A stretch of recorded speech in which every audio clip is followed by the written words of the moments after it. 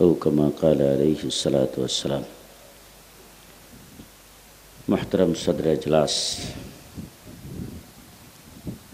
मुअज़्ज़ज़ हज़रात उलमाए कराम, সমবেত বেরাদরান ইসলাম, দীর্ঘ সময় দেশের শীর্ষস্থানীয় উলামায়ে কেরামের জবান থেকে কোরআন এবং হাদিসের আলোকে বর্তমান সময়ের সময় উপযোগী ভবিষ্যৎ জিন্দেগির পরিবর্তনমূলক আলোচনা আপনারা শ্রবণ করেছেন। আমার বন্ধুগণ, আমি খুবই ক্লান্ত, পরিশ্রান্ত এবং অসুস্থ। ফরিদপুর থেকে আমার আরও অনেক সাথী সঙ্গী ছিল, পদ্মা ব্রিজ হয়ে ঢাকা আগমন করব। আজকের এই প্রোগ্রামে আসার আমার নিয়ত নাই।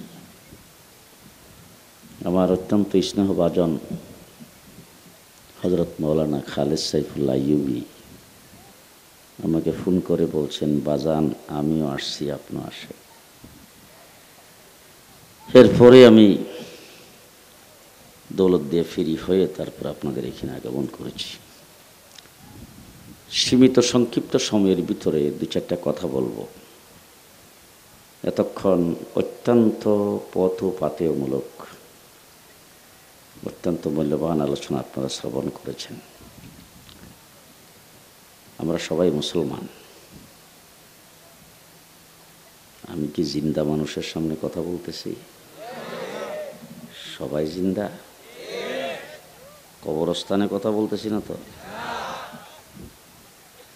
আমরা সবাই তো মুসলমান নাকি?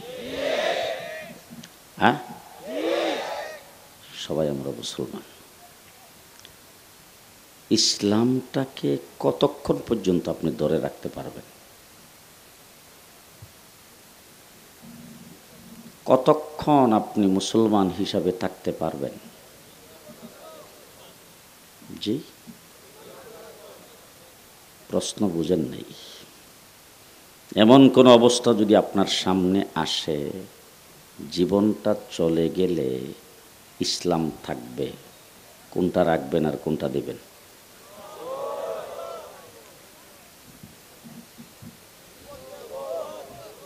জি, হ্যাঁ। যদি জীবনটা দিয়ে দিতে হয় তারপরে ঈমান থাকবে, আর যদি ঈমান বাদ দেন তাহলে জীবন থাকবে। কোনটা রাখবেন, কোনটা দিবেন? মাঝে মধ্যে একটু ডাইনে বামে তাকায় দেখবেন, প্রত্যেকে যার যার পাশের লোকটাকে চিনেন। মধ্যখান থেকে কেউ বসে আছে কিনা চুপচাপ, যদি কেউ কথা না বলে মনে করবেন অন্য দলের লোক।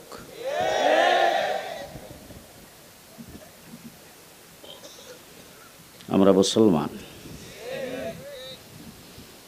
মুহাম্মদুর রাসূলুল্লাহ সাল্লাল্লাহু আলাইহি সাল্লামের উম্মত। আমার নবী সর্বশ্রেষ্ঠ এবং সর্বশেষ নবী। আমার নবীকে যদি পৃথিবীতে প্রেরণ না করতেন, আল্লাহ পাক আমাদেরকেও পৃথিবীতে পাঠাইতেন না। হযরত আদম আলাইহিস সালাতু ওয়াস সালামকে আল্লাহ তাবারক ওয়া তাআলা কুদরতি হাতের দ্বারা বানাইছেন, বানায়া আরশের নিচে রাখছেন। সেখান থেকে আদম আলাইহিস সালামকে জান্নাতে বসবাস করার জন্য দিয়েছেন। আপনি যদি এখন আমি আপনাদেরকে জিজ্ঞেস করি, এক একজন নবীর নাম ধরে ধরে আপনারা প্রত্যেকে নবীদের বাড়ির ঠিকানা বলতে পারবেন? বলেন তো, আমার নবী মুহাম্মদুর রাসূলুল্লাহ সাল্লাল্লাহু আলাইহি ওয়াসাল্লামের বাড়ি কই? মুসা আলাইহিস সালামের বাড়ি কোথায়? মিশর। ইউসুফ আলাইহিস সালামের বাড়ি মিশর। ইব্রাহিম আলাইহিস সালামের বাড়ি ফিলিস্তিন। কথা কয় না? তাহলে এরকম এক একজন নবী যেখানে যিনি জন্মগ্রহণ করেছেন তার জন্মের ঠিকানা, তার বাড়ির ঠিকানা আছে না নাই? বলেন তো, আদম আলাইহিস সালামের বাড়ি কই?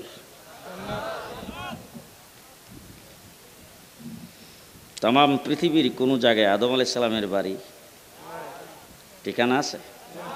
কোরআন বলছেন, ওয়াকুলনা ইয়া আদম উসকুন আনতা ওয়া যাওজুকাল জান্নাহ। আদম, জান্নাত তোমার জন্য বাড়ি। তুমি তোমার বেগমরে নিয়ে থাকো। এবার জিজ্ঞেস করতে চাই, আদম আলাইহিস সালাম আমাদের কি লাগে? আব্বা কইতে শরম করে। আদম আলাইহিস সালাম কি লাগে? যে আপনাদের মাঝে মধ্যে বানরের সন্তান কেউ নাই তো? কথা আসতে বলবেন না। বাংলাদেশের 92% মুসলমানের দেশ বাংলাদেশ, ধর্মপ্রাণ মুসলমানের দেশ বাংলাদেশ, তাবলিগি মুসলমানদের দেশ বাংলাদেশ, আলেম উলামায়ে কেরামের দেশ বাংলাদেশ, মসজিদ মাদ্রাসার দেশ বাংলাদেশ। সেই দেশের শতকরা 92% মুসলমানদের সন্তানেরা যে স্কুলে মুসলমানদের ট্যাক্সের পয়সায় পরিচালিত স্কুলে পড়ে, সেই স্কুলে পাঠ্য বইয়ে পাঠ্যসূচি করেছেন বানর থেকে মানুষ। আমরা বানরের সন্তান। তো যারা এই দেশে নিজেরা বানরের সন্তান হয়ে অন্য মানুষগুলিকেও বানরের সন্তান বানাইতে চায়, তারা এই দেশের শত্রু না বন্ধু? এই জন্যে বলছি, ডাইনে বামে দেখতে হবে। কেউ যদি কথা না বলে মনে করবেন অন্য দলের লোক। এরা এই দেশের শত্রু না বন্ধু? যারা আমার বাংলাদেশের শতকরা 92% মুসলমানের উঠতি বয়সের ছেলে মেয়েদেরকে নাস্তিক আর মুরতাদ বানাইতে চেয়েছে, তারা মানুষের সমাজে বসবাস করবে না, তারা জেলখানার ভিতরে থাকবে অথবা চিরখানার জন্তুর সাথে থাকবে।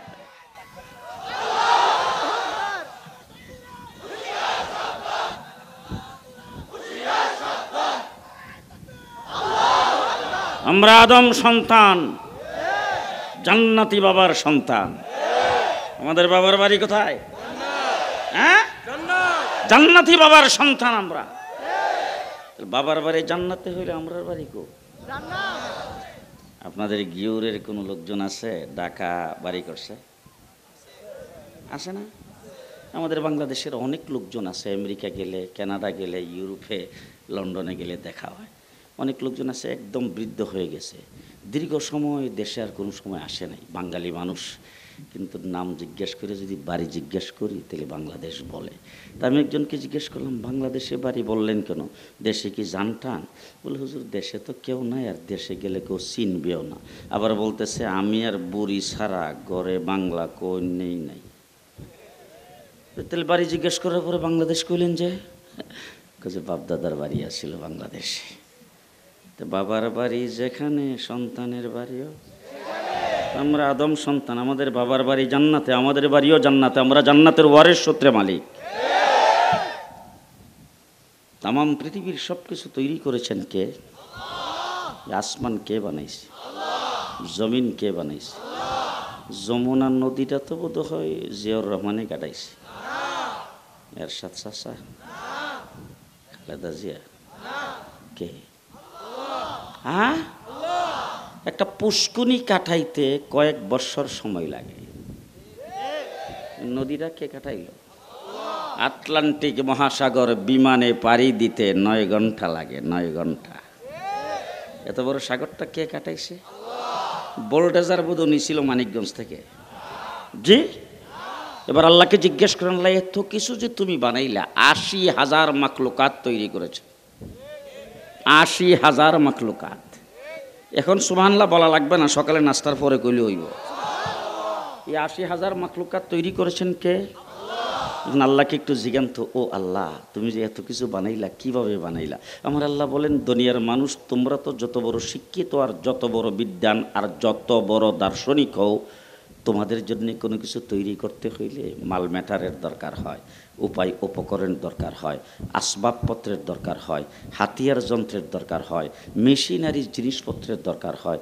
আমি আল্লাহ যদি কোনো কিছু তৈরি করতে চাই, ইজা আরাদা শাইআন আইয়াকুলা লাহু কুন কুন কুন।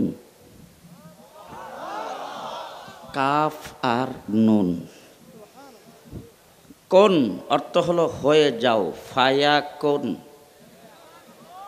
উলামায়ে কেরাম এখানে উপস্থিত আছে। ফা কোন জায়গায় ব্যবহার হয়?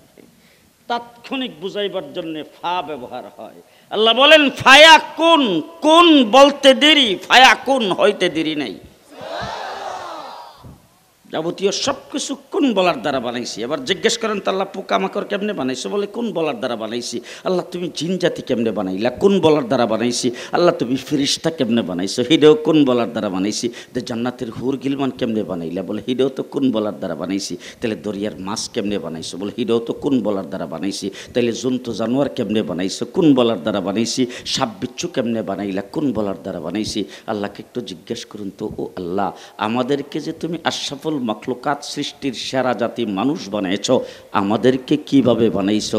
আমার আল্লাহ বলেন, খালাকতাহু বিয়াদাই। ও মানুষ, তুমি চিল্লা না, তোমাকে আমার হাতের দ্বারা বানাইছি। তোমাকে একমাত্র, শুধুমাত্র, কেবলমাত্র তোমাকে আমার কুদরতি হাতের দ্বারা বানাইছি। হযরত আদম আলাইহিস সালামের বাড়ি জান্নাতে। আদম আলাইহিস সালাম জান্নাতে বসবাস করে। আল্লাহ পাককে হঠাৎ করে একদিন আদম আলাইহিস সালাম জিজ্ঞেস করতেছে, আল্লাহ, আমাকে ছাড়া তো তুমি আর কাউকে বানাইলে, কুদরতি হাতের দ্বারা তুমি আমাকে বানাইলা, আর আমি তো একা, আমার কোনো ভাই বেরাদরও নাই, আমার মা বাবাও নাই, আমার কোনো উষ্টি গোষ্ঠীও নাই, কেউ নাই, তা আমি একা মানুষ, কিন্তু যেই দিকে তাকাই সেই দিকেই দেখি তোমার নামের সাথে একটা নাম লেখা। আল্লাহ রাব্বুল আলামিন জিজ্ঞেস করেছেন, আদম কোথায় দেখলা, কি নাম দেখলা? আদম আলাইহিস সালাম বলেন, কেন? জান্নাতের আরশের নিচে যখন আমাকে রাখা হয়েছে, আমার ভিতরে রূহ দেওয়ার সাথে সাথে যখন চোখ তুলে তাকাইলাম, দেখি আরশের মধ্যে বড় অক্ষরে লেখা লা ইলাহা ইল্লাল্লাহ, সাথে লেখা মুহাম্মাদুর রাসূলুল্লাহ। ওই আরশের নিচ থেকে ফেরেশতারা আমাকে আনতে গেছে, ফেরেশতাদের কপালের দিকে তাকায় দেখি কপালের মধ্যে বড় বড় অক্ষরে লেখা লা ইলাহা ইল্লাল্লাহ, সাথে লেখা মুহাম্মাদুর রাসূলুল্লাহ। জান্নাতের ভিতরে এসে ঢুকবো, দেখি জান্নাতের গেটের মধ্যে বড় অক্ষরে লেখা লা ইলাহা ইল্লাল্লাহ, সাথে লেখা মুহাম্মাদুর রাসূলুল্লাহ। জান্নাতের ভিতরে ঢুকে দেখি প্রত্যেকটা গাছের পাতায় পাতায় লেখা লা ইলাহা ইল্লাল্লাহ মুহাম্মাদুর রাসূলুল্লাহ। জান্নাতের ভিতরে যতগুলি আসবাবপত্র, প্রত্যেকটা আসবাবের গায়ে লেখা লা ইলাহা ইল্লাল্লাহ মুহাম্মাদুর রাসূলুল্লাহ। আশ্চর্যের বিষয় হলো, এ পর্যন্ত যত খাবার গ্রহণ করলাম, প্রত্যেকটা খাবারের লেবেলের মধ্যে লেখা লা ইলাহা ইল্লাল্লাহ, সাথে মুহাম্মাদুর রাসূলুল্লাহ। আল্লাহ জিজ্ঞেস করেছেন, আদম তুমি কি চিনতে পারো নাই? বলে, না, এই কিতাবই তো আমি পড়ি নাই। আল্লাহ রাব্বুল আলামিন বলে দিয়েছেন, আদম, তারে না বানাইলে তোমারও বানাইতাম না, তারে না বানাইলে তোমারও বানাইতাম না। আর 1,24,000 নবী পৃথিবীতে আগমন করতো না যদি আমার নবীকে আল্লাহ না বানাইত। কথা আসতে আসমান জমিন তৈরি করতেন না আল্লাহ পাক যদি আমাদের নবী মুহাম্মদুর রাসূলুল্লাহ পৃথিবীতে না আসতো। চন্দ্র সূর্য বানাইতেন না যদি আমাদের নবী পৃথিবীতে না আসতো। আমার ভাইরা, তামাম পৃথিবীর যাবতীয় সমস্ত রং তামাশা কিছুই হতো না যদি আমার নবী পৃথিবীতে না আসতো। এখন বাংলা ভাষায় যদি আমি কিতাব ছাড়া আপনাদের সামনে ওয়াজ করি, তাহলে এক কথাই বলতে পারি, 71 মুক্তিযুদ্ধ হতো না যদি আমার নবী পৃথিবীতে না আসতো। বঙ্গবন্ধু নামে কোনো লিডার হতো না যদি আমার নবী পৃথিবীতে না আসতো। জিয়াউর রহমান নামে কোনো প্রেসিডেন্ট হতো না আমার নবী যদি পৃথিবীতে না আসতো। খালেদা হাসিনা নামে কোনো নেত্রী হতো না যদি আমার নবী পৃথিবীতে না আসতো। ঢাকা নামে কোনো রাজধানী হতো না যদি আমার নবী পৃথিবীতে না আসতো। পদ্মা, মেঘনা, যমুনা হতো না যদি আমার নবী পৃথিবীতে না আসতো। পদ্মা ব্রিজ হতো না, কর্ণফুলী টানেল হতো না যদি আমার নবী পৃথিবীতে না। আমার নবী মুহাম্মদুর রাসূলুল্লাহ সাল্লাল্লাহু আলাইহি সাল্লাম সৃষ্টি জগতের উদ্দেশ্য, মকসুদ কথা কি বুঝাইতে পারতেছে? প্রত্যেকটা জিনিসের একটা মকসুদ আছে না? আজকের মাহফিলটা যে এখানে ইন্তজাম করেছেন, এটারও তো একটা উদ্দেশ্য আছে। কিছুক্ষণের জন্য একটা জিনিস মাসলা বোঝার জন্য মাইনা নেন, আজকের মাহফিলের গোটা ইন্তজামটা আমি জুনায়েদ আল হাবিব এইখানে আসার জন্য দাওয়াত কবুল করেছি। আমি আসব এই জন্যই আজকের ইন্তজাম। কিছুক্ষণের জন্য মানেন, ফোনে বাদ দিয়ে দিন। আমি এখানে আসব এই জন্যই আজকের এই আয়োজন। এখন বলেন তো, আমি আসছি আগে না প্যান্ডেল বানাইছেন আগে? হ্যাঁ, মাইকটা তো মনে হয় আমি আসার পরে। মাইকও আগে, লাইট লাগাইছেন তো আমি আসার পরে, লাইটও আগে। আপনারা তো আসছেন আমি আসার পরে, আপনারাও আগে। আমি হইলাম এই মাহফিলের মূল মকসুদ, মূল উদ্দেশ্য। আমি আসছি পরে, স্টেজ করেছেন আগে, আমি আসছি পরে, মাইক লাগাইছেন আগে, আমি আসছি পরে, আমি মকসুদ, আমি আসছি পরে, লাইট লাগাইছেন আগে। ঠিক তেমনি করে তামাম সৃষ্টি জগতের উদ্দেশ্য মকসুদ হলেন নবী মুহাম্মদুর রাসূলুল্লাহ সাল্লাল্লাহু আলাইহি ওয়াসাল্লাম। চন্দ্র সূর্য আল্লাহ পাক তৈরি করেছেন আগে, নবী মুহাম্মদ পৃথিবীতে আসছে পরে। আসমান জমিন তৈরি করেছেন আগে, নবী মুহাম্মদ পৃথিবীতে আসছে পরে। 1,24,000 পয়গাম্বর শ্রোতা হিসাবে পৃথিবীতে আগমন করেছেন আগে, আমার নবী আসছেন পরে। দৃষ্টান্ত স্বরূপ অনেক সময় বলে থাকি, ভাত খান চাউলের না দানের? চাউলের ভাত। চাউল আগে না দান আগে? যে আপনাদের দেশের সিস্টেম আমি জানি না, আমার দেশের বাড়ি ব্রাহ্মণবাড়িয়া। আমার দেশের সিস্টেম হলো সর্বপ্রথম দানটারে ফানি দিয়ে ভিজায়া তারপর এক জায়গার মধ্যে এটারে রাখে, ভালো করে চাপা দিয়া 2-3 দিন পরে বের হয় গেরা। গেরাটা বের হইলে বোধ হয় খিচুড়ি ফাঁক করে খায়। যে পানি দিয়ে ভিজাইয়া গেরা বের করছে, উদ্দেশ্য হইল চাউল। উদ্দেশ্য কি? চাউল। এটারে নিয়ে সেটা কাদা মাটির মধ্যে ফালাইছে, উদ্দেশ্য হইল চাউল। এটারে বলে জ্বালা। জ্বালাটা একটু বড় হইছে, উদ্দেশ্য হইল চাউল। এখান থেকে উঠাই নিয়ে ক্ষেতের মধ্যে লাইন ধরে লাগাইছে, উদ্দেশ্য হইল চাউল। যে এরপরে সার দিছে, গোবর দিছে, পানি দিছে, হুইটার দিছে, আগাছা পরিষ্কার করছে, উদ্দেশ্য হইল চাউল। ধান গাছটা বড় হয়ে ধানের শীষ ধরছে, উদ্দেশ্য হইল চাউল। ক্ষেতের মধ্যে ফাঁকছে, উদ্দেশ্য হইল চাউল। এরপরে আগে কাশি দিয়ে কাটতো, এখন মেশিন দিয়ে কাটছে, উদ্দেশ্য হইল চাউল। আগে গরু দিয়ে ফাড়াইতো, এখন মেশিন দিয়ে চুরাইছে, উদ্দেশ্য হইল চাউল। এরপরে পানি দিয়ে ভিজাইয়ে সিদ্ধ করছে, উদ্দেশ্য হইল চাউল। রুদ্রি দিয়ে শুকাইছে, উদ্দেশ্য হইল চাউল। শুকাইয়া সারার পরে মেশিনে ভাঙ্গাইয়া চাউল বের করছে। এত কিছু যে আগে করলো, উদ্দেশ্য কি? উদ্দেশ্যে। এবার বলেন তো চাউল আসলো কখন? জি, চাউল হলো মূল উদ্দেশ্য। চাউল আসছে সকলের পরে। ঠিক তেমনি করে সৃষ্টি জগতের মকসুদ হলো আমার নবী মুহাম্মদুর রাসূলুল্লাহ সাল্লাল্লাহু আলাইহি সাল্লাম। তিনি পৃথিবীতে আসছেন সকলের পরে।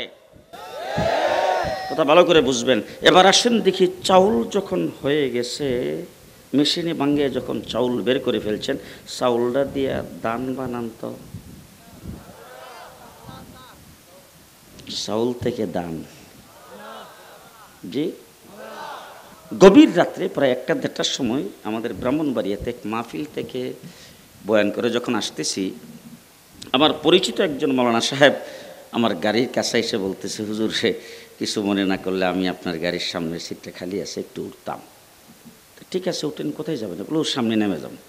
তো গাড়িতে উঠতে বসে বলতেছে, হুজুর এখন তো অনেক রাত্র হয়ে গেছে, আপনি খুব ক্লান্ত, বিরক্ত হবেন, এই জন্য আসলে আগে বলি নাই।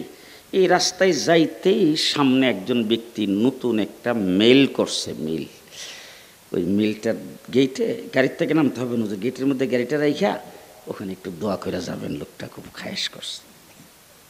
আমি বল ঠিক আছে চলেন। তো মেলের গেটে গাড়ি রাখলাম, রাখার পরে আমি গাড়িতে বসেই ওই লোক এসে আমার সঙ্গে মুসাফা করলো। আমি এখানে দোয়া করে আর তারপরে গাড়ি যখন ছাড়ছি, ওই মৌলানা সাহেব আরও সামনে যায় নামবে। তো ওনাকে জিজ্ঞেস করলাম যে মিলটা কিসের মিল? হুজুরে মুডা চাউলটারে কাটটা সেইখন বানায়।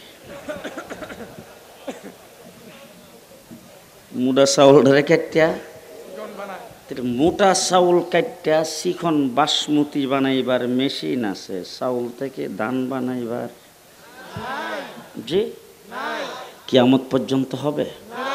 জি, চাউল হলো মকসুদ। চাউল যখন মেশিন থেকে ভাঙ্গায় বের করে ফেললেন, চাউল হয়ে যাওয়ার পরে চাউল দিয়ে যেমন ফিরা দান করা যায় না, আমার নবী হলো সৃষ্টি জগতের মকসুদ।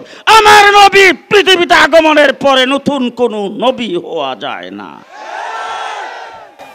কথা কি বুঝে আসছে? বুঝে আসছে? একটু বুঝলে এবার সামনেরটুকু বুঝা নেন। চাউল যখন হয়ে গেছে, চাউলের দ্বারা কি ভাত পাক করা সম্ভব? খিচুড়ি মনে হয় সম্ভব না। খিচুড়ি সম্ভব?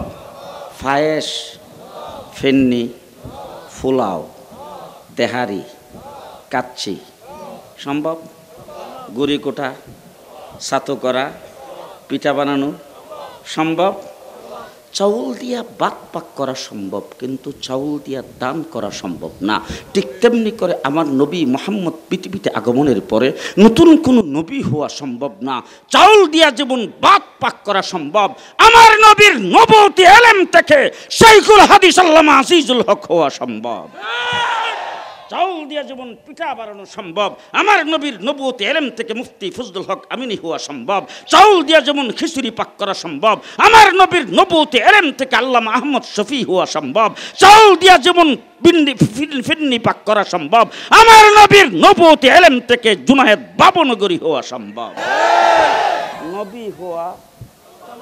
নবী হওয়া, মুহাদ্দিস হওয়া, মুফাসসির হওয়া, ওলি হওয়া, গাউস হওয়া, কুতুব হওয়া সম্ভব, নবী হওয়া সম্ভব সম্ভব নয়। মুহাম্মদুর রাসূলুল্লাহ সাল্লাল্লাহু আলাইহি ওয়াসাল্লাম সর্বশেষ নবী, কিয়ামত পর্যন্ত কোনো নবী নাই। কথা আসতে বলবেন না। এবার আসেন, আকীদা ভালো করে সহি শুদ্ধ করতে হবে। আমার নবীর পরে কিয়ামত পর্যন্ত কোনো নবী নাই। যদি কোনো ব্যক্তি নবী দাবি করে, এটা একটু দেখতে হবে ডাইনি বাবু, যে না কয় হেরে দিও কইবেন। আমার নবীর পরে কোনো ব্যক্তি যদি নবী দাবি করে, কোনো দলিল লাগবে না, দলিল ছাড়া, বিনা দলিলে কাফের। বলেন, বিনা দলিলে কাফের। আমার নবীর পরে কোনো ব্যক্তি নবী বলে দাবি করেছেন, সেই ব্যক্তি কাফের হওয়ার জন্য কোনো দলিল প্রয়োজন নাই, এমনিতেই সে কাফের। এবার দলিলও নেন। ইমামে আজম আবু হানিফার নাম তো জীবনে শোনেন নাই বোধ হয়। ইমামে আজম আবু হানিফা রাহমাতুল্লাহি আলাইহি বলছেন, যদি কোনো ব্যক্তি নবী দাবি করে আর সেই ব্যক্তিকে যাইয়া যদি কেউ প্রশ্ন করে, তুমি যে নবী, দলিল কি? এই কথাটা যেই ব্যক্তি জিজ্ঞেস করবে, সেই ব্যক্তির সাথে সাথে কাফের হয়ে যাবে। কথা কি বুঝে আসতেছে? কথা কি বুঝে আসতেছে? বিনা দলিলে, বিনা দলিলে কাফের। আমার রাসূল বলেছেন, আমার পরে যদি কেউ নবী হইতো, রাসূল বলছেন আমার পরে যদি কেহ নবী হইতো, নবী আসার যদি মানে দরজা খোলা থাকতো, তাইলে আল্লাহ পাক হযরত উমরকে নবী বানাইতেন। আমার পরে নবী হইলে উমর হইতো। কোন উমর?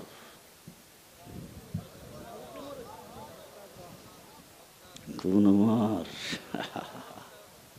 হযরত উমর ইবনুল খাত্তাব ইচ্ছা পোষণ করেছেন, আল্লাহ আরশ থেকে কোরআনের আয়াত নাজিল করে দিয়েছেন। মুহাম্মদুর রাসূলুল্লাহ সাল্লাল্লাহু আলাইহি ওয়াসাল্লামের উমর, যাকে আল্লাহ রাব্বুল আলামিনের দরবারে হযরত উমরকে আল্লাহর হাবিব চাইছে, আল্লাহ উমরকে দিয়ে দাও। উমর ইবনুল খাত্তাব মাথা কাইটে আনতে গেছিল, যাইয়া ইসলাম কবুল করে কালিমা পরে মাত্র মুসলমান হয়েছে। কিছুক্ষণ পরে ফজরের নামাজের টাইম, রাসূলুল্লাহ সাল্লাল্লাহু আলাইহি ওয়াসাল্লাম নামাজের প্রস্তুতি গ্রহণ করতেছেন। জাগার নাম দারে আরকাম, সেখানেই নামাজ পড়বে, চুপে চাপে নামাজ পড়ে। সাহাবায়ে কেরাম যারা উপস্থিত ছিল সবাইকে বলছেন, উজু করে আসো, আর উমরকে উজু শিখায়া উজু করায়া নিয়ে আসো। উমর ইবনুল খাত্তাব উজু করে আয়েশা রাসূলকে জিজ্ঞেস করেছেন, ও আল্লাহর হাবিব, এখন কি করা লাগবে? রাসূলুল্লাহ সাল্লাল্লাহু আলাইহি ওয়াসাল্লাম নামাজ পড়া লাগবে। হুজুর নামাজ কি জিনিস? এটা লম্বা না বাড়ি? রাসূলুল্লাহ সাল্লাল্লাহু আলাইহি ওয়াসাল্লাম বলেন, দেখো নামাজ হলো আল্লাহর হুকুম, আল্লাহর ইয়াদ, আল্লাহর স্মরণ। হযরত উমর ইবনুল খাত্তাব পাল্টা প্রশ্ন করেছেন, হুজুর মহান আল্লাহ পাকের স্মরণ কোন জায়গায় করেন? রাসূলুল্লাহ সাল্লাল্লাহু আলাইহি ওয়াসাল্লাম বলেন, আমরা তো এইখানেই করি। হযরত উমর ইবনুল খাত্তাব বলে, হুজুর এতদিন তো এইখানে করছেন, এখন কই করবেন? আরে বাবা, এত জোরে মায়া লোকে শুনলে ঘুম ভাঙবে, অসুবিধা আছে, আসতে কইেন। High high high. হযরত উমর বলতেছে, হুজুর এতদিন তো এইখানে করছেন, এখন কোথায় করবেন? রাসূলুল্লাহ সাল্লাল্লাহু আলাইহি ওয়াসাল্লাম বলেন, আমরা তো এইখানেই করার জন্য প্রস্তুতি গ্রহণ করেছি। হযরত উমর ইবনুল খাত্তাব, হুজুর বিষয়টাই বুঝতে পারলাম না। এতদিন তো আপনি নামাজ এইখানে আদায় করছেন, আমি আপনার দলে ছিলাম না। এখন যদি আমি আসার পরও নামাজ আপনি এইখানে আদায় করেন, তা আমি আসার না আসা তো সমান। আসেন বাইতুল্লাহ শরীফের দরজা আমি উমর ইবনুল খাত্তাব খুলব, আমার জীবনের সর্বপ্রথম নামাজ আল্লাহর নবীর ইমামতিতে বাইতুল্লাহ শরীফে প্রকাশ্যে জামাতের সাথে আদায় করব। দেখি আপনার রাস্তায় কে বাধা দেয়। হযরত উমর ইবনুল খাত্তাব আগে আগে যাচ্ছেন, সাহাবায়ে কেরাম পেছনে পেছনে যাচ্ছে।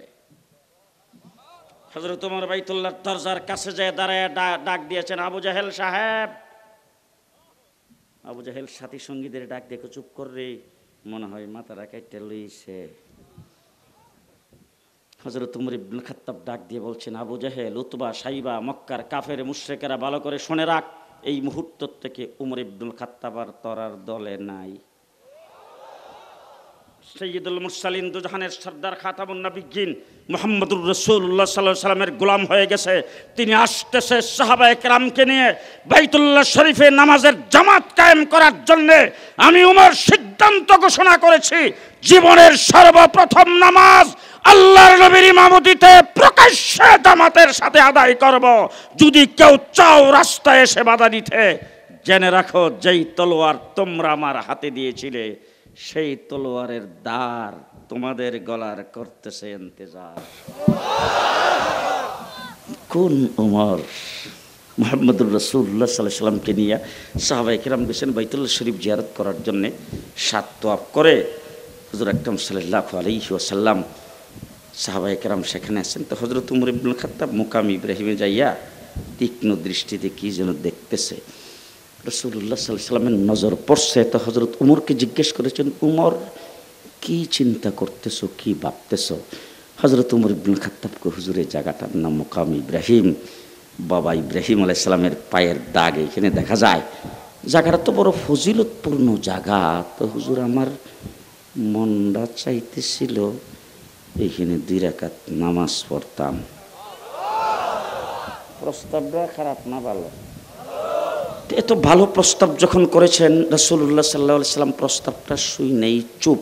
তার কারণ হলো হুজুর হ্যাঁ না কিছুই বলতে পারতেছেন না, কারণ আল্লাহর পক্ষ থেকে এইখানে নামাজ পড়ার কোনো হুকুম নাই। এই জন্য হুজুর হাও করতে পারতেছেন না। আবার প্রস্তাবটা যেহেতু ভালো, এই জন্য নাও করতে পারতেছে না। হুজুর চুপ। মুহূর্তের ভিতরে জিবরাইল আমিন ঈসা আল্লাহর হাবিবকে ডাক দিয়ে বলে, হুজুর, আল্লাহ এই মুহূর্তে উমর ইবনুল খাত্তাবের পক্ষে। বলে, কি ব্যাপার? বলে, আল্লাহ পাক শুধু আজকে উমরের জন্য নয়, শুধু আপনার জন্য নয়, আর 1.25 লক্ষ সাহাবায়ে কেরাম যারা আপনার সাথে তোয়াফ করার জন্য আসছেন, শুধু তাদের জন্য নয়, কিয়ামত পর্যন্ত প্রেসিডেন্ট হোক আর যে কেউ হোক, এই জায়গায় বাইতুল্লাহ শরীফ জিয়ারত করার জন্য, তোয়াফ করার জন্য আসবে। 7 তোয়াফের পরে 2 রাকাত নামাজ এখানে লাজিম করে দেওয়া হলো।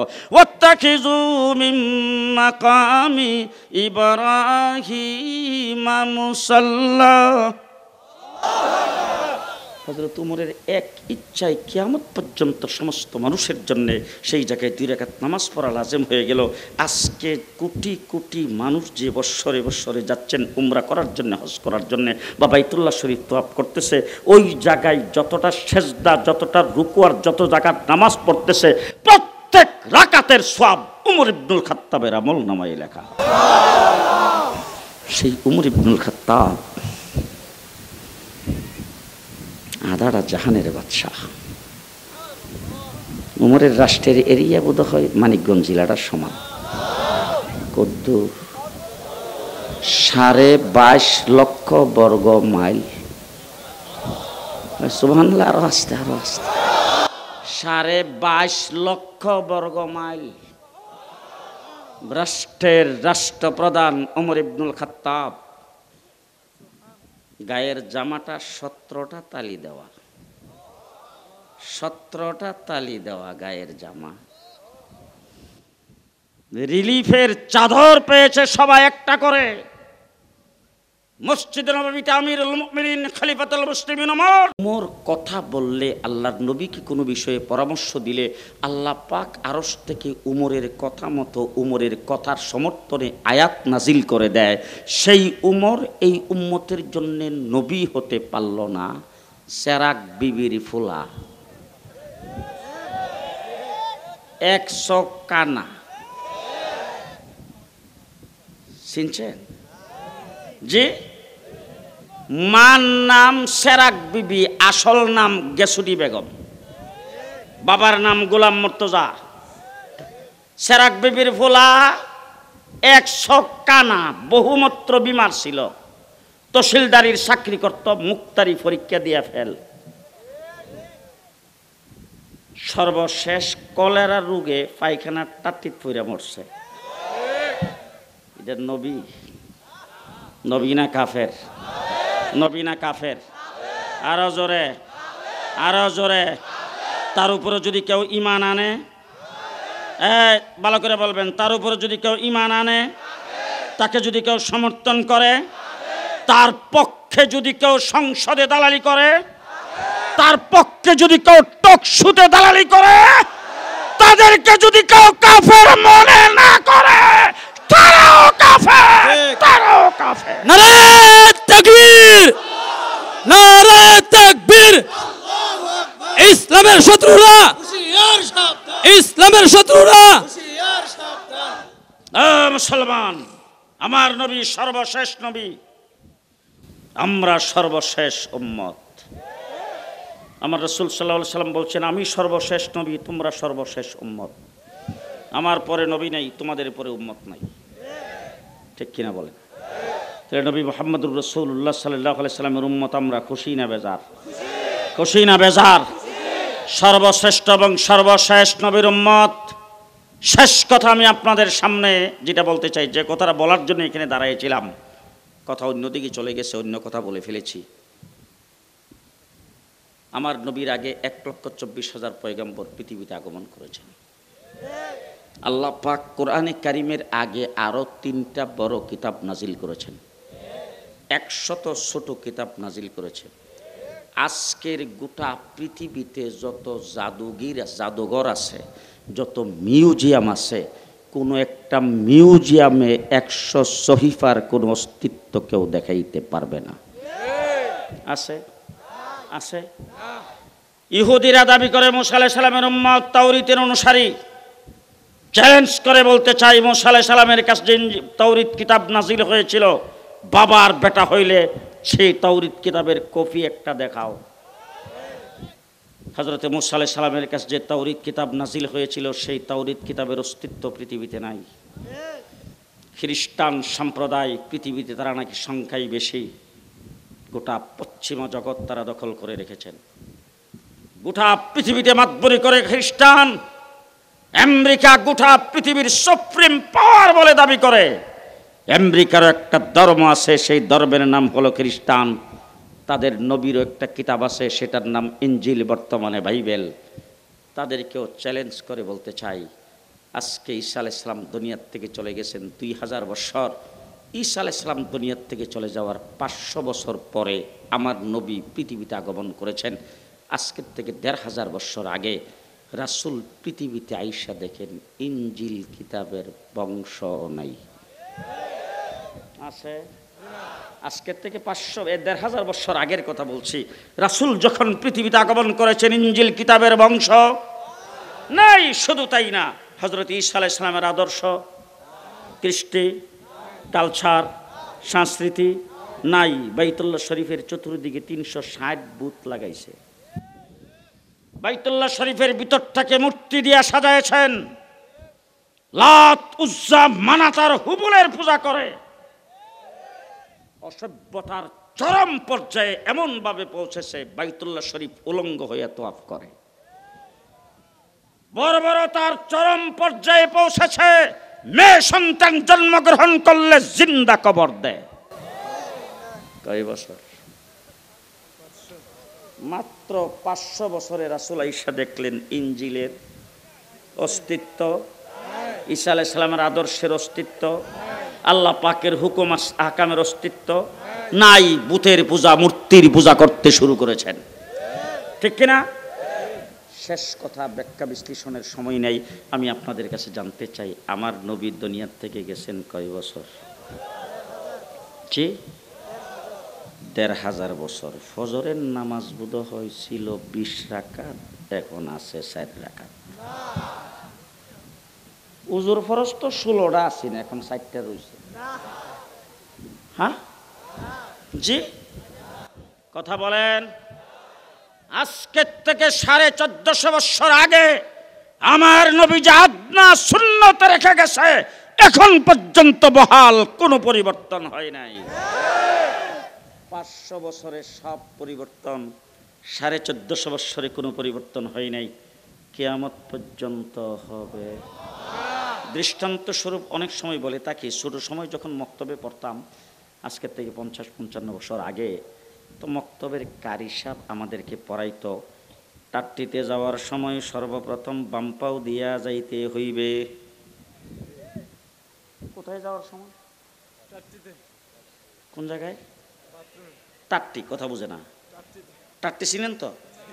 টাট্টি তো বোধ হয় ঘরের সঙ্গে অ্যাটাচড, টাইলস লাগানো না, কলা ভাতার, সোলার শট, কথা কয় না, ঠিক না? খালের ফারে, জি ওই টাট্টিতে যাওয়ার সময় ইসলামের বিধান, নবীর সুন্নত কোন পাও। কালক্রমে টাট্টি হয়েছে ল্যাট্রিন, কিছুদিন পরে হয়ে গেছে টয়লেট, কিছুদিন পরে হয়ে গেছে বাথরুম, বর্তমানে টাট্টি ওয়াশরুম। কি রুম? ওয়াশরুম। খালের ফারে রয়েছে তো, কোথায়? জি রুমের সঙ্গে অ্যাটাচড, ঠিক কিনা বলেন? 12-14 ফিট, 16 ফিট, 18 ফিটের একটা রুমকে সাজাইছেন মাত্র 1 থেকে 1.5 লক্ষ টাকা দিয়া। বাথরুমে খরচ করছেন, ওয়াশরুমে খরচ করছেন 3 লাখ। জীবাণুমুক্ত সুগন্ধযুক্ত টাইলস, অত্যাধুনিক কারুকার্য, ঠিক কিনা বলেন? এবার জিজ্ঞেস করতে চাই, এত পরিবর্তনের পরে কোন সংসদে বিল পাশ হইতে আজ পর্যন্ত শুনছেন যে আগে আইন ছিল বাম পাও দিয়া ভিতরে যাওয়ার, এখন যেহেতু আর টাট্টি নাই, ওয়াশরুম, যেহেতু দামি টাইলস লাগানো, এটার মধ্যে বাম পাও দেওয়া গেলে আর মান সম্মান থাকে না, এখন 2 পাও একসাথে দিয়া যাইতে হবে। এখনো তাবলিগ জমাতে তালিম দেয় কোন পাও, মক্তবের কারি সাবরা জিগাই শিখাই কোন পাও, মাদ্রাসার হুজুররা শিখাই কোন পাও। তাহলে টাট্টি, ল্যাট্রিন, টয়লেট, বাথরুম, ওয়াশরুমে পরিণত হয়েছে, নবীর সুন্নতের কোনো পরিবর্তন? জি জমানা ডিজিটাল হতে পারে, আধুনিক হতে পারে, মডার্ন হতে পারে, যুগ স্মার্ট বাংলাদেশ হতে পারে, ইসলামের বিধানের কোনো পরিবর্তন হবে না।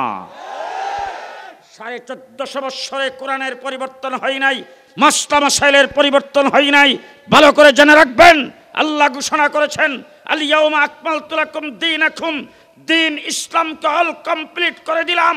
ব্যবসাকে আল্লাহ পাক হালাল করেছেন, কিয়ামত পর্যন্ত হালাল থাকবে। সুদকে হারাম করেছেন, কিয়ামত পর্যন্ত হারাম থাকবে, কোনোদিন হালাল হবে না। ইসলামের বিধান আজকের থেকে 1400 বছর আগে আসছে, কিয়ামত পর্যন্ত চলবে, কোনো পরিবর্তন, কোনো পরিবর্তন হবে না। তাইলে অতীতের সবগুলো পরিবর্তন হয়ে গেল, এটা কেন হবে না? এই ছোট্ট কথাটা কি বলবো না? আগামী বছর আইলে কই, ছোট্ট কথাটা শুনবেন। অতীতেরটা পরিবর্তন হয়ে গেল, এখন কেন হইল না? অতীতের পরিবর্তনের দৃষ্টান্ত শুধু একটা দিতে চাই। হযরত মূসা আলাইহিস সালামের উম্মতের সংখ্যা 6 লাখ। কয় লাখ? সুযোগ সুবিধা কম, মান্না ওয়াস সালওয়া, কথা কয় না। আজকে আমাদের দেশে বৃষ্টি নাই, ফরিদপুরে গেলাম, সেখানে ইস্তেসকার নামাজ হচ্ছে। বাংলাদেশের বিভিন্ন জায়গায় বৃষ্টির জন্য নামাজ হইতেছে, দোয়া হইতেছে, ঠিক না বেঠিক? মূসা আলাইহিস সালামের সময়ে পানি নাই, মরুভূমির মধ্যে সকলে যায় মূসা আলাইহিস সালামকে বলছেন, মূসা পানি নাই, তোমার আল্লাহরে বলো পানি দিতে। মূসা আলাইহিস সালাম আল্লাহর কাছে আবেদন করেছেন, আল্লাহ ডাক দিয়া কয়, সামনের পাথরটার মধ্যে লাড়িটা দিয়া বাড়ি দাও। দিছে বাড়ি, নহর জারি সে 12টা। সুযোগ সুবিধা কম, সংখ্যায়, জি এত সব কিছু থাকার পরেও হযরত মূসা আলাইহিস সালাম বলছেন ফেরাউনের সাথে যুদ্ধ করা লাগবে। সব মিল্লা ডাক দিয়া কও, মূসা যদি ফেরাউনের সাথে যুদ্ধ করা লাগে, তুমি আর তোমার আল্লাহ কইরো, আমরা নাই। 1450 বছর পর্যন্ত দিন কিভাবে টিকে আছেন? আমার নবী মুহাম্মদুর রাসূলুল্লাহ সাল্লাল্লাহু আলাইহি সাল্লাম 13টা বছর পর্যন্ত নির্যাতিত হয়ে হিজরত করে যখন মদিনায় গিয়েছেন, মক্কা থেকে হিজরত করে যারা মদিনায় গিয়েছেন, সাহাবায়ে কেরামের মাথার উপরে ছায়া নাই, পায়ের নিচে মাটি নেই, বউ বাচ্চা পর্যন্ত রয়ে গেছে মক্কায়, নির্যাতন হচ্ছে তাদের উপরে, সহায় সম্পত্তি মক্কায়, শুধুমাত্র পরনের কাপড়টা নিয়ে তারপরে চলে গেছেন। এই মানুষগুলি সেখানে খাবার নাই, পেটে ভাত নাই, পরনে কাপড় নাই, কোনো কিছুই নাই, সম্পূর্ণ নিঃস্ব। সেই মানুষগুলির সামনে যখন আবু জেহেল 1000-এর বাহিনী নিয়ে মদিনায় আক্রমণ করার জন্য গিয়েছেন, আল্লাহ পাক যখন জিহাদের হুকুম জারি করেছেন, মুহাম্মদুর রাসূলুল্লাহ সাল্লাল্লাহু আলাইহি ওয়াসাল্লাম সাহাবায়ে কেরামকে যখন আহ্বান করেছেন, লাফাইতে লাফাইতে সব আইসা হুজুরের সামনে হাজির হয়েছে। রাসূলুল্লাহ সাল্লাল্লাহু আলাইহি ওয়াসাল্লাম চোখ ঘুরায়া সকলের দিকে তাকাইতেছেন। হুজুরের তাকানো দেখা সাহাবায়ে কেরাম বুঝে ফেলছেন রাসূল বোধহয় তাদের কাছ থেকে কিছু শুনতে চাচ্ছেন। সাহাবায়ে কেরাম রাসূলের সামনে দাঁড়িয়ে ডাক দিয়ে বলছেন, হুজুর, মূসা আলাইহিস সালামের উম্মত সকল সুযোগ সুবিধা থাকার পরে মূসা আলাইহিস সালামকে বলেছিল যদি যুদ্ধ করা লাগে তুমি আর তোমার আল্লাহ কইরো, আমরা নাই, আমাদের কোনো সুযোগ সুবিধা নাই, আমরা সংখ্যায় কম, আমাদের পায়ের নিচে মাটি নাই, মাথার উপরে ছায়া নাই, আমাদের পেটে ভাত নাই, পরনে কাপড় নাই, রোজা রেখেছি, শেষ রাত্রে সেহরি ঠিক মতন খেতে পারি নাই, ইফতার কি দিয়া করব সেটা আমাদের জানা নাই, কিন্তু আমরা পরিষ্কার আপনার সামনে বলে দিলাম যতক্ষণ আমাদের দেহের ভিতরে প্রাণ থাকবে আপনার ডাইনে বামে সামনে আমরা লড়াই করতেই থাকবো, করতেই থাকবো। মূসা আলাইহিস সালামের উম্মত বলছে, লড়াই করা লাগলে তুমি আর তোমার আল্লাহ কইরো, আর আমার নবীর উম্মতের পেটে ভাত নাই, পরনে কাপড় নাই, মাথার উপরে ছায়া নাই, পায়ের নিচে মাটি নাই, একদম নিঃস্ব, অস্ত্র নাই, শস্ত্র নাই, ডাক দিয়ে বলছেন লড়াই করব ততক্ষণ যতক্ষণ দেহের ভিতরে প্রাণ থাকবে। হযরত আবু বকর সিদ্দিক আমার নবীর পরে যখন খলিফাতুল মুসলিমিন হয়েছেন, যাকাতকে কিছু লোক অস্বীকার করেছেন, মুসাইলামাতুল কাজ্জাব নবুয়তের দাবি করেছেন, হযরত আবু বকর সিদ্দিক দাঁড়ায় বলেছেন আয়ানকুসুদ্দিন ওয়া আনা হাইয়ুন, আমি জিন্দা থাকতে দ্বীনের সামান্য ক্ষতি হইতে আমি দেব না। আপনারা যারা এখানে এসেছেন আপনাদের বক্তব্য কি? আপনাদের কি বক্তব্য? শতকরা 92% মুসলমানের দেশের 92% মুসলমানের ট্যাক্সের পয়সায় পরিচালিত স্কুল কলেজে, আপনি আমার সন্তান স্কুল কলেজে পড়ে, একটা স্কুলে উজু শিখার কোনো ব্যবস্থা নাই। আমার বাংলাদেশের মানুষগুলিকে তাদের অন্তর থেকে ইসলামকে মুছে ফেলাইবার জন্যে, তাদেরকে অমুসলিম, নাস্তিকার, মুরতাদ বানাইবার গভীর ষড়যন্ত্র শুরু হয়েছে, যার ফলশ্রুতিতে আজকে আমার দেশের কোন লিডার যখন মারা যায়, জানাজার দৃশ্য দেখলে আমরা কিসের হাসি, ইবলিসও হাসে। আজকে আমার দেশের নেতা নেত্রী বক্তৃতায় দাঁড়িয়ে বলে ঈদুল আজহার জানাজার নামাজ। আমার সংসদে হাইয়াতুল উলিয়া লিল জামিয়াতিল কওমিয়া বাংলাদেশ কওমি মাদ্রাসার সনদের স্বীকৃতির বিল পাস হয়েছে, সেই জায়গায় স্পিকার থেকে শুরু করে কোনো মন্ত্রী, কোনো এমপি নামটা উচ্চারণ করতে পারে নাই। আমার বন্ধুগণ, এটা হলো ইসলামী শিক্ষা না থাকার কুফল। আজকে আমার বাংলাদেশের IABM পাস করেছেন, ব্যারিস্টার, ডাক্তার, ইঞ্জিনিয়ার হয়েছে, মা বাবা মারা গেলে মা বাবার লাশের সামনে দাঁড়ায়া জানাজার নামাজের দোয়াটা পর্যন্ত পড়তে পারে না। পরিষ্কার ভাষায় বলতে চাই, শতকরা 92% মুসলমানের দেশের সন্তানরা স্কুলে লেখাপড়া করবে, ব্যারিস্টার হবে, ডাক্তার হবে, ইঞ্জিনিয়ার হবে। আমাদের এক দফা এক দাবি, স্কুল, কলেজ, কিন্ডারগার্টেন, প্রাইমারি থেকে শুরু করে বিশ্ববিদ্যালয় পর্যন্ত প্রত্যেকটি শিক্ষা প্রতিষ্ঠানে ইসলামী শিক্ষা, ধর্মীয় শিক্ষা বাধ্যতামূলক করতে হবে। রাজি থাকলে হাত উঠাইয়া দেখায় দেন। নারে তাকবীর, নারে তাকবীর। ইসলামের শত্রুরা, ইসলামের শত্রুরা কাফের, কাফের, কাফের, কাফের, কাফের। আল্লাহ কবুল মঞ্জুর করুক। সবাই বলেন আমিন। ইমানটাকে ধরে রাখবেন, ইমানকে ধরে রাখবেন, ইমানকে ধরে রাখবেন।